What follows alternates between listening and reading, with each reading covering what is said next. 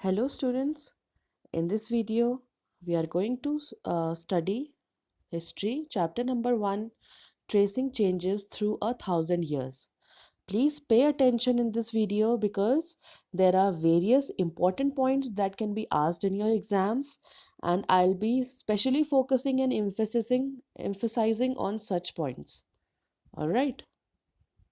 Okay, so let's just start. Now, look at this map number 1. This is map number 1. This is map number 2. Now, look at these both maps.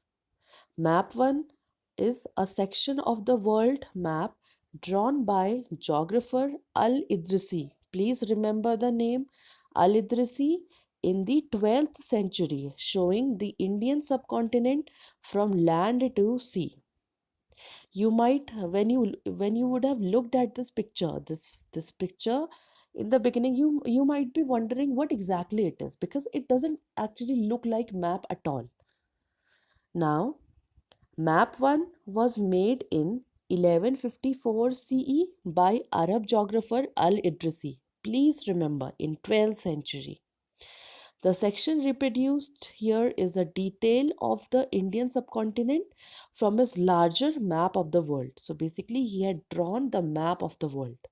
Now, this map number 2, which somewhat looks like a map of India in today's, even in the present scenario. Now, map number 2 was made in the 1970s by a French cartographer. Cartographer, who is a cartographer? A cartographer is a person who makes maps. The two maps are quite different even though they are of the same area. In Al Idrisi's map, South India is where we would expect to find North India, and Sri Lanka is the island at the top here. This is the island of Sri Lanka. Place names are marked in Arabic language. And there are some well-known names like Kanauj in Uttar Pradesh, spelt in the map as Quanauj. Map number 2 was made nearly 600 years after map 1, during which during which time information about the subcontinent had changed considerably. This map seems more familiar to us, and the coastal areas in particular are surprisingly detailed, as you can see in this map. Now, this map was used by European sailors and merchants on their voyages. We'll study about this in chapter number 6. Now, equally important is the fact that the science of cartography or science of drawing maps, cartography is science of drawing maps, differed in the two periods. Obviously, during 12th century, that science was not very advanced, but after 600 years later, some sort of advancement came about in terms of making maps. When historians read documents, maps, and texts from the past, they have to be sensitive to the different historical backgrounds. Now, these historical backgrounds are called context, in which information about the past was produced. New and the old terminologies. If the context in which information is produced changes with time, what about language and meaning? Historical records exist in a variety of languages which have changed considerably over the years. Medieval Persian, for example, is different from modern Persian. That is, languages also change. The difference is not just with regard to grammar and vocabulary, but also the meanings of the word also change over the time. Now, take the term Hindustan. For example, today we understand it as India, the modern nation state. But when the term was used in the 13th century by Minaj-e-Siraj, please remember Minaj-e-Siraj used the term Hindustan for the first time in 13th century. A chronicler who wrote in Persian. He wrote in Persian language. His meaning of Hindustan was he meant the areas of Punjab, Haryana, and the lands between Ganga and Yamuna.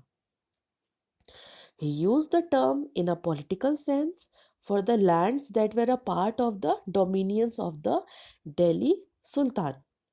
The areas included in this term shifted with the extent of the Sultanate, but the term never included South India. So, earlier the term Hindustan was only used for North India and the extent of the reign of the or extent of the kingdom of the Delhi Sultan, but not South India.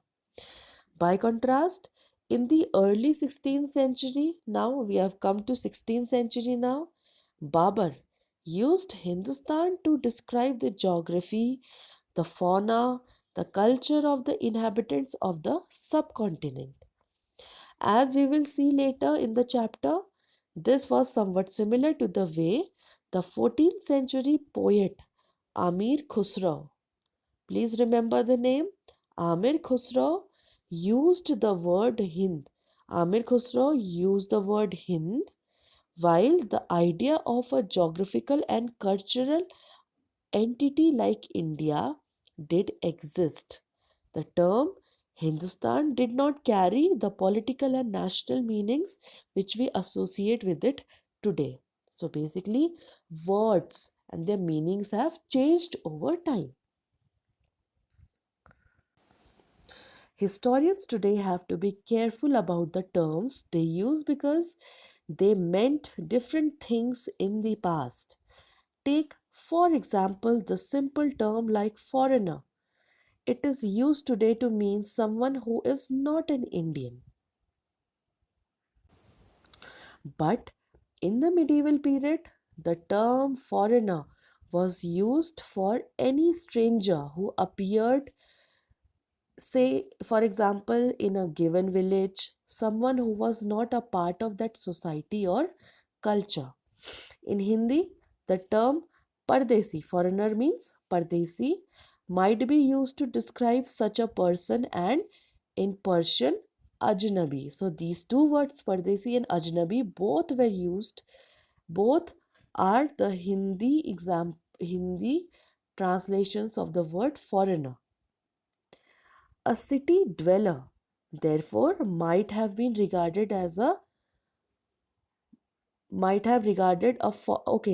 person, city dweller, or a person living in a city might have regarded a forest dweller or a person living in a forest as foreigner. But two peasants living in the same village were not foreigners to each other, even though they may have their different religious or caste backgrounds.